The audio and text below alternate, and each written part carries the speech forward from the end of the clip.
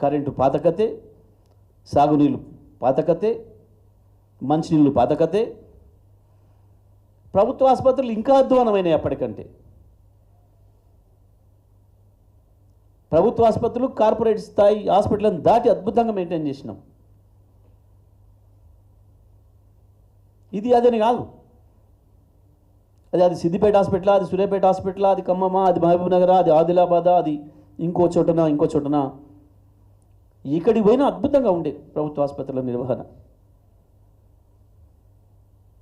ఇవాళ అడుగు పెడదామంటే కంపు కొడుతుంది. నేననేది కాదు కదా, ప్రజలు కదా, అందులో పోయే ప్రజల సంఖ్యను బట్టి తెలుస్తుంది కదా. ప్రభుత్వ ఆసుపత్రుల్లో ప్రసవాలు ఎక్కడి నుంచి ఎక్కడికి వచ్చినాయి, 28% నుంచి 78% తీసుకొస్తే మళ్ళీ వాళ్ళ 40% పడిపోయినాయి 7 నెలల తిరగక ముందే. అంతమంది ప్రజలు ప్రైవేట్ దవాఖానలో పోయి మళ్ళీ అప్పుల పాలవుతున్నారు. ప్రభుత్వ స్కూళ్ళ నిర్వహణ 1000 స్కూళ్ళు ప్రారంభించి బ్రహ్మాండంగా నడిపిస్తే ఒక్క పిల్లవాడికి జ్వరం కూడా రాకుండా గురుకుల పాఠశాలలు ఒక్క ఏడాదిలో 90 మంది పిల్లల్ని చంపి దుర్మార్గంగా మిమ్మల్ని నమ్మి, మీ ప్రభుత్వాన్ని నమ్మి, మా బిడ్డలాడ రక్షణ ఉంటుంది మంచుకుంటారు అని చెప్పి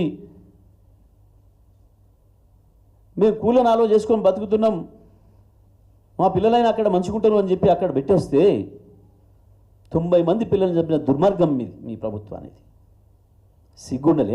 సిగ్గుండక్కర్లేం మాట్లాడడానికి. ఏ అక్షరం అబద్ధం చెప్పిండు కేసీఆర్? ఏ అక్షరం తప్పు మాట్లాడిండు? ఏడ కాని మాట మాట్లాడండి, ఏడ అసత్యమైన ఆరోపణ చేసిండు. అక్కసు మీది. సభ సక్సెస్ అయిందని, ప్రజలు కేసీఆర్ వెంట వెళ్ళిపోతున్న సంగతి ప్రపంచానికి తెలిసిందని, కేసీఆర్ నువ్వే రావాలని ప్రజలు అడుగుతున్నారనే సంగతి ప్రపంచానికి తెలిసిందని మరోసారి మీ పునాది కదిలిపోయిందన్న అక్కసు మీది. కేసీఆర్కి ఏం అక్కసు? ఇంకేముంటుంది కేసీఆర్కి అక్కసు?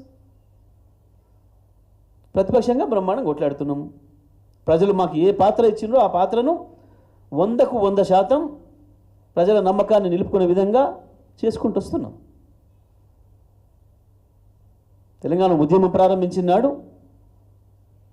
మీ వెంట నడుస్తాం, కొట్లాడండి అని ప్రజలు బలం ఇచ్చిర్రు, ధైర్యం ఇచ్చిండ్రు. చివరికి తన ప్రాణాన్ని అడ్డంగా పెట్టి తెలంగాణ తెచ్చిండు. తెచ్చిన తెలంగాణ మీరైతేనే బాగు చేయగలుగుతారు అని చేతికిస్తే ఈ ప్రపంచమే ఆశ్చర్యపోయేలాగా ఒక అద్భుతమైన పరిపాలన ఇచ్చి అన్ని రంగాలను దేశంలో నెంబర్ 1 చేసుకోవచ్చు. ఏది అబద్ధం? రాదన్న కరెంటును పోదన్న స్థితికి తీసుకొచ్చినమాట అబద్ధమా? తెచ్చిన కరెంటును మళ్ళీ వాళ్ళు ఆగం చేసి ఎప్పుడు వస్తుందో ఎప్పుడు పోతుందో తెలియని స్థితికి మీరు తీసుకొచ్చింది అబద్ధమా?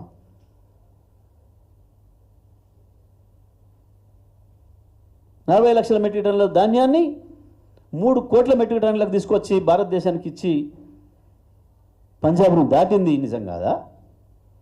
ఇవాళ సంవత్సరాల కాలంగా ఇప్పటి వరకు కూడా ఎన్ని కొన్నమో చెప్పలేని మీ చేతగాని మీ అసమర్థత బయట పెట్టుకోవడానికి, దాచిపెట్టుకోవడానికి నానా తంటాలు పడుతున్నారు. లెసలెస కోతలు వస్తున్నాడు ఉత్తమ్ కుమార్ రెడ్డి. ఉత్తమ్ కుమార్ రెడ్డివి కావు, నువ్వు ఉత్తర కుమార్ రెడ్డివే అని చెప్పి మళ్ళీ ఒకసారి నిరూపించుకుంటున్నావు. నీ ఉత్తర కుమార ప్రగల్భాలు ఆపు. ఒక్కసారి లెక్క చెప్పు, నీకు దమ్ముంటే, నీకు చేతనైతే. నువ్వు వచ్చిన తర్వాత 24 యాసంగిలో ఎంత కొన్నావు, 25 వానకాలం ఎంత పంట కొన్నావు, ఇప్పుడు 25 యాసంగిలో ఎంత కొన్నావు ఇప్పటి వరకు?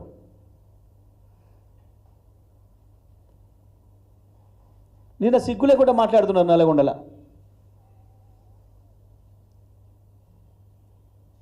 ఇంకా కొనుగోలు కేంద్రాలు ప్రారంభిస్తాం, కొంచెమన్నా ఉండాలి సిగ్గు శరం మాట్లాడేటప్పుడు. మూసేసే పరిస్థితి వస్తుంటే ప్రారంభిస్తావు. మేరకు వచ్చినాం, ఎన్ని కొన్నవో ఇప్పటికి ఒక్కరోజు చెప్పినమా? నీకు దమ్ముందా? ఓ పనికిమాల లెక్క మేము ఆనాడు పండించిన లెక్క ఇవాళ చెప్పుకుంటే 1,53,00,000 వచ్చింది, 127 లక్షలు వచ్చింది. యాడికెళ్ళి ఇచ్చినావు లెక్క చెప్పు బిడ్డ. ఇప్పటి వరకు ఒక్క రివ్యూ ఒక్క ముఖ్యమంత్రి కానీ ఒక మంత్రి కానీ వ్యవసాయ రంగం మీద సోయిందా ఎప్పుడైనా?